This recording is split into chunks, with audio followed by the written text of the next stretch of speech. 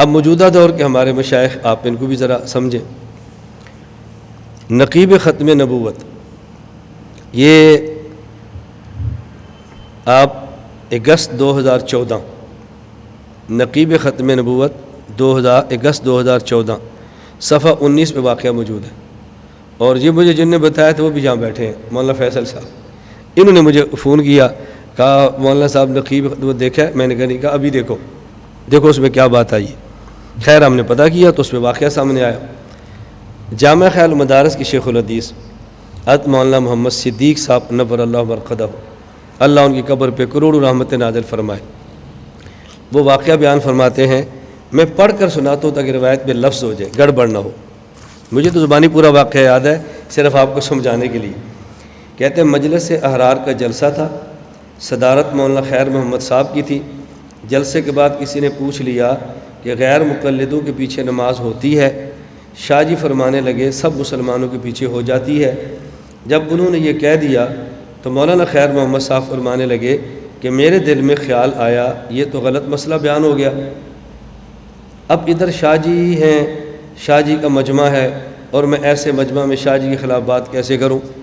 لیکن پھر میں نے حوصلہ کیا اور میں نے کہا کہ حق صدارت میں کوئی بات کہنا چاہتا ہوں۔ تو سب لوگ خاموش ہو گئے۔ پھر فرمایا دو قصے ہیں، ایک ہے انگریز کو ملک سے کیسے نکالنا ہے، اس کے بارے میں شاہ جی زیادہ جانتے ہیں کہ کیسے نکالنا ہے، کن لوگوں کو ساتھ ملانا ہے، کن لوگوں کو ساتھ چلانا ہے۔ باقی جائز ناجائز یہ باتیں ہم زیادہ جانتے ہیں۔ غیر مقلدوں کے پیچھے اتنے وجوہ سے نماز صحیح نہیں ہوتی۔ شاہ جی کا ظرف اتنا وسیع تھا کہ فوراً فرمایا کہ جو مسئلہ مولانا خیر محمد صاحب نے بتلایا وہی صحیح ہے۔ فرمایا بعد میں کچھ لوگ آئے اور کہا کہ اگر آپ نہ بتلاتے اس دوران ہم سب نے غیر مقلد ہو جانا تھا، کیونکہ وہاں سے شرط لگ کر آئی تھی کہ تمہارے پیچھے اگر نماز ہوتی ہوئی تو ہم بھی غیر مقلد بن جائیں گے۔ اب آپ کو بات سمجھ آ رہی ہے؟ اب آپ سمجھ آئیں کہ میں نے آیت کیوں پڑھی ہے، کچھ آپ کے اندر استدلال کا ملکہ بھی پیدا ہو نا۔ میں نے آیت کیوں پڑھی؟ آیت کیا ہے؟ وَكُلًّا نُقُصُّ عَلَيْكَ مِنْ أَنْبَاءِ الرُّسُلِ مَا نُثَبِّتُ بِهِ فُؤَادَكَ۔ اے محمد صلی اللہ علیہ وسلم، ہم آپ کے سامنے آپ کے اوپر گزشتہ انبیاء کے واقعات بیان کرتے ہیں۔ کیوں؟ تاکہ آپ کا دل مضبوط ہو، آپ کا دل قوی ہو، آپ کو سامنے آئے کہ جو مشکلات مجھے آئی تھی انبیاء کو بھی آئی تھی، وہ ہٹے نہیں تھے۔ نبی کو تسلی دینی ہو تو واقعہ نبی کا پیش کرتے ہیں، اور جب امتی کو پاؤں پر کھڑا کرنا ہو تو واقعہ امتی کا پیش کرتے ہیں۔ سمجھ آ گئی ہے؟ نبی کو تسلی دینی ہو تو واقعہ نبی کا، اور امتی کو تسلی دینی ہو تو واقعہ امتی کا پیش کرتے ہیں۔ اور یہ عمل علمیہ ہمارے ساتھ ہے۔ ہم نے شیخ الحدیث مولانا صدیق صاحب مولانا خیر جلندری کو پیش کر دیا ہے۔ فیصلہ آپ کر لیں کہ میں اکابر کے طرز پہ چل رہا ہوں یا اکابر کے خلاف چل رہا ہوں۔